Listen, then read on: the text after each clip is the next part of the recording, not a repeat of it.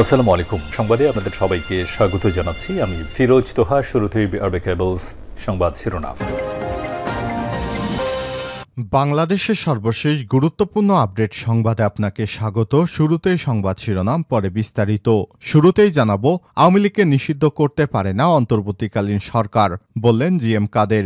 জাতীয় পার্টির chairman GM কাদের বলেছেন, আওয়ামী লীগকে নিষিদ্ধ করতে পারে না এই অন্তর্বর্তীকালীন সরকার। আজ দুপুরে রাজধানীর বনানীতে সংবিধান সংরক্ষণ দিবস উপলক্ষে আয়োজিত আলোচনা সভায় এসব কথা বলেন তিনি। এরপর জানাবো, জিনের বাদশাহ সেজে আওয়ামী লীগ নেতার প্রতারণা। জামালপুরে আওয়ামী লীগ নেতা আব্দুস সাত্তার ও তার স্ত্রী হাফেজা বেগমের বিরুদ্ধে কথিত জিনের বাদশাহ কার্যক্রম পরিচালনা করে বহু মানুষকে নিঃস্ব করার অভিযোগ উঠেছে। এদিকে হিন্দু বৌদ্ধ খ্রিস্টান ঐক্য পরিষদের প্রতিবেদন পরিকল্পিতভাবে অতিরঞ্জিত। বাংলাদেশে সংখ্যালঘু নির্যাতন নিয়ে হিন্দু বৌদ্ধ খ্রিস্টান ঐক্য পরিষদের প্রতিবেদন পরিকল্পিতভাবে অতিরঞ্জিত বলে মন্তব্য করেছেন প্রধান উপদেষ্টার প্রেস সচিব শফিকুল আলম। তিনি বলেছেন, এই অতিরঞ্জিত প্রতিবেদন আন্তর্জাতিক মঞ্চে বাংলাদেশকে অন্যায়ভাবে চিত্রিত করেছে। এবারে জানাবো, আওয়ামী লীগকে পুনর্বাসনে দেশি বিদেশি ষড়যন্ত্র চলছে। নুরুল হক নূর। পতিত ফ্যাসিবাদী আওয়ামী লীগকে পুনর্বাসনের জন্য দেশি বিদেশি বাংলাদেশে ষড়যন্ত্র চলছে বলে মন্তব্য করেছেন গণ অধিকার পরিষদের সভাপতি ডাকসুর সাবেক ভিপি নুরুল হক নূর। তিনি হুঁশিয়ারি দিয়ে বলেছেন, আওয়ামী লীগ গত ১৫ বছরে দেশে যে ফ্যাসিবাদ কায়েম করেছিল তার পুনরাবৃত্তি হতে দেয়া যাবে না। এদিকে সুনামগঞ্জ সীমান্তে অস্ত্রসহ আটক ৩। সুনামগঞ্জের তাহিরপুর সীমান্ত থেকে লং রেঞ্জের শুটিং রাইফেল সহ ৩ জনকে আটক করেছে border guard of Bangladesh BGB. আজ ২৮ বিজিবি সুনামগঞ্জ ব্যাটালিয়নের আয়োজনে অনুষ্ঠিত এক প্রেস ব্রিফিংয়ে সব তথ্য জানায় বিজিবির Sylhet sector commander colonel Mohammad Saiful Islam Chowdhury. এবং সর্বশেষ জানাবো, বাংলাদেশের সীমান্তে আগুন জ্বললে বিহার ওডিশাও রেহাই পাবে না, বললেন মমতা। এ সময় মমতা বন্দ্যোপাধ্যায় বলেন, বাংলাদেশে যারা নির্যাতিত হচ্ছে আমি তাদের পক্ষে। আমি চাই তারা বিচার পাক। সংখ্যালঘু নির্যাতন কোনো কাস্ট করে না, কোনো কমিউনিটি করে না। সরকার যখন দুর্বল হয়ে যায়, এক শ্রেণীর মাফিয়ারা তখন এই সুযোগটা পেয়ে যায়। পশ্চিমবঙ্গের মুখ্যমন্ত্রী বলেন, বাংলাদেশে রাজনৈতিক ও সামাজিক স্থিতিশীলতা চলতে থাকলে বিহার ওডিশায়ও এর প্রভাব থেকে রেহাই পাবে না। এজন্য আমি চাই আমাদের প্রতিবেশীরা আমাদের সঙ্গে শান্তিতে বাস করুক। ভারতের কেন্দ্রীয় সরকারের উদ্দেশ্যে তিনি বলেন, কেন্দ্রীয় সরকারের উচিত বাংলাদেশের সঙ্গে যোগাযোগ ঠিক রাখা, সেখানে থাকা সবার নিরাপত্তা নিশ্চিত করা, যাতে সবাই শান্তিতে বসবাস করতে পারে। প্রিয় দর্শক, এতক্ষণ শুনছিলেন সংবাদ শিরোনাম, এবারে বিস্তারিত। তবে তার আগে বন্ধুরা, অনুরোধ থাকবে সংবাদটিতে একটি লাইক দিন। এই চ্যানেলে আপনি নতুন হয়ে থাকলে আমাদের সংবাদটি দেখতে দেখতে চ্যানেলটি সাবস্ক্রাইব করে রাখুন। কমেন্ট করে বন্ধুরা আপনার মূল্যবান মতামত জানিয়ে দিন আপনি বিশ্বের কোন দেশ থেকে বা বাংলাদেশের কোন স্থান থেকে আমাদের সংবাদটি দেখছেন এবং শুনছেন। এবারে বিস্তারিত। আওয়ামী লীগ সরকারকে নিষিদ্ধ করতে পারে না অন্তর্বর্তীকালীন সরকার, বললেন জিএম কাদের।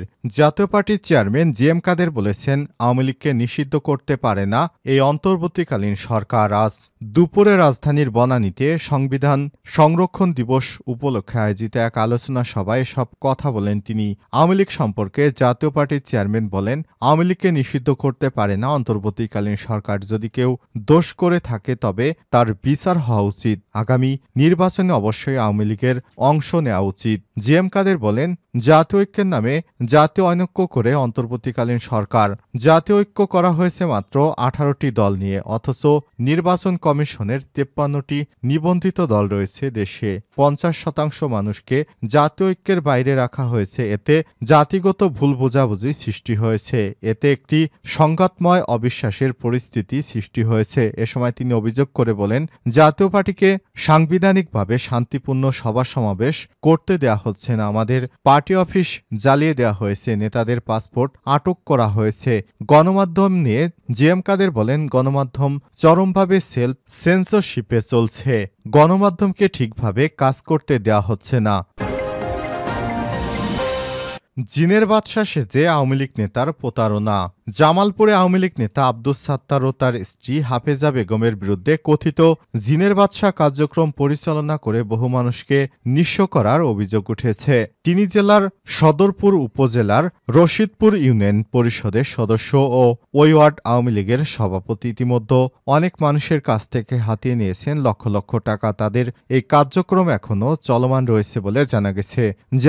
জিনের বাদশা হিসেবে পরিচিত হাফেজা বেগম দীর্ঘদিন ৫ বছরের অধিক সময় ধরে উপজেলার রশিদপুর ইউনিয়নের ভাটিয়াপাড়া চৌরাস্তা মোড় এলাকায় নিজ বাড়িতে একটি কক্ষে বসে দূর-দূরান্ত থেকে আসা বিভিন্ন রোগীদের চিকিৎসা দিয়ে আসছেন। ঝাড়ফুঁক, তাবিজ কবজ এবং অন্যান্য জিনিসপত্রের নামে বিভিন্ন জনের কাছ থেকে হাতিয়ে নিচ্ছেন লাখ লাখ টাকা।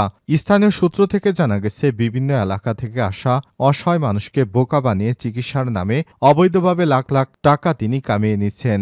সম্প্রতি তার স্বামী আব্দুস সাত্তার ও এক নারীর করা ধর্ষণ মামলায় জেল কেটে জামিনে বের হয়েছেন তিনি।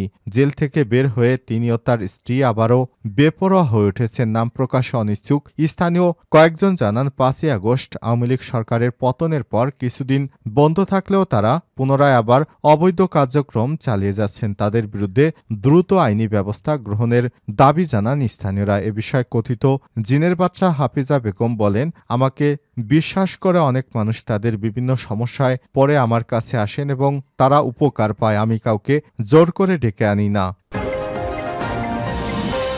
হিন্দু বৌদ্ধ খ্রিস্টান ঐক্য পরিষদের প্রতিবেদন পরিকল্পিতভাবে অতিরঞ্জিত।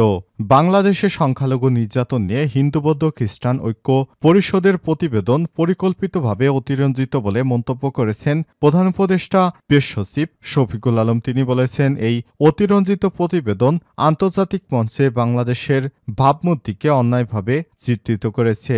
আমি বিশ্বের স্বাধীন সংবাদপত্র ও অধিকার গোষ্ঠীর প্রতি আহ্বান জানাই, আপনারা বাংলাদেশে আসুন এবং নিরপেক্ষভাবে তদন্ত করে দেখুন।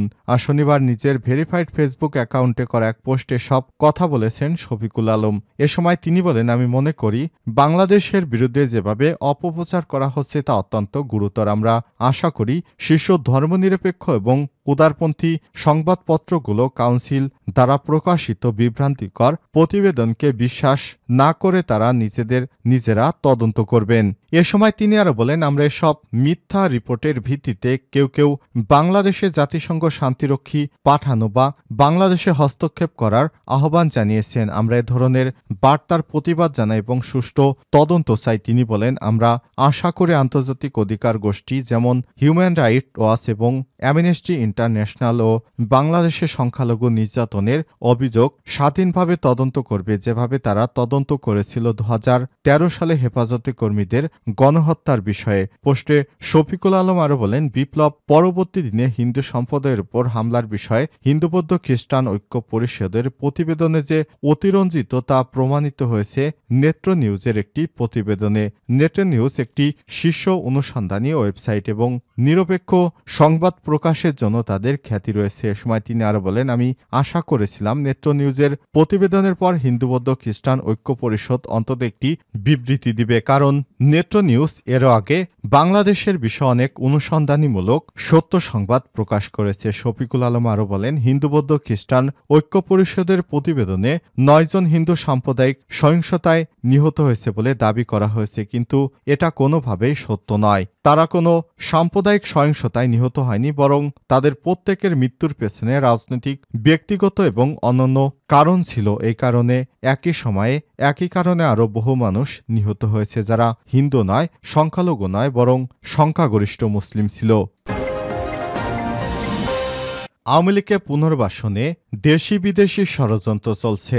নুরুল হক নূর, পতিত ফ্যাসিবাদী আওয়ামী লীগকে পুনর্বাসনের জন্য দেশি বিদেশি ষড়যন্ত্র চলছে বলে মন্তব্য করেছেন গণ অধিকার পরিষদের সভাপতি ডাকসুর সাবেক ভিপি নুরুল হক নূর। তিনি হুঁশিয়ারি দিয়ে বলেছেন, আওয়ামী লীগ গত 15 বছরে দেশে যে ফ্যাসিবাদ কায়েম করেছিল তার পুনরাবৃত্তি হতে দেওয়া যাবে না। শুক্রবার 6 ডিসেম্বর রাজধানী মিরপুর 10 নম্বর সিটি কর্পোরেশন অফিসের পাশে গণ অধিকার পরিষদ ঢাকা মহানগর উত্তর মিরপুর জোনের এক আলোচনা সভা ও দোয়া মাহফিলে তিনি এসব কথা বলেন। নুরুল হক নূর বলেন, ছাত্র জনতার আন্দোলনে আমরা নতুন দেশ পেয়েছি। সেখানে কেউ কেউ ফ্যাসিবাদের সঙ্গে আঁতাত করেছে, তাদের ফিরে আনার কথা বলছে। দেশের স্বাধীনতা এবং সার্বভৌমত্ব বিসর্জন দিয়ে আওয়ামী লীগকে ভারতের তাবেদার রাষ্ট্রে পরিণত করেছিল বাংলাদেশকে। সেই আওয়ামী লীগের প্রশ্নে আমাদের সবাইকে এক থাকতে হবে। আওয়ামী লীগকে নিষিদ্ধের প্রশ্নে কোনো আপোষ চলবে না।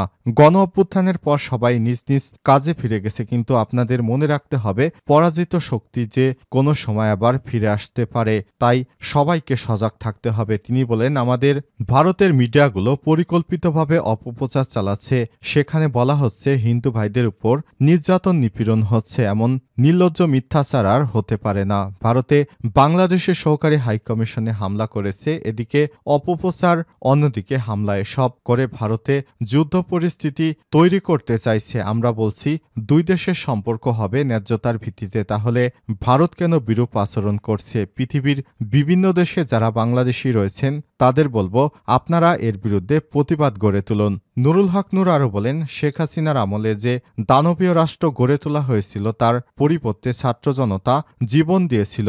রাতারাতি নির্বাচন হলেই পরিস্থিতির পরিবর্তন হবে না। আমরা এই সরকারকে সময় দিতে চাই। সবাইকে নিয়ে জাতীয় সরকার গঠন করে রাষ্ট্র সংস্কারকে এগিয়ে নিতে হবে। সরকার সব দলের জনপ্রতিনিধি থাকলে তখন রাস্তায় আর আন্দোলন হবে না এবং রাষ্ট্র সংস্কারের কাজকে আরও এগিয়ে নেওয়া সহজ হবে।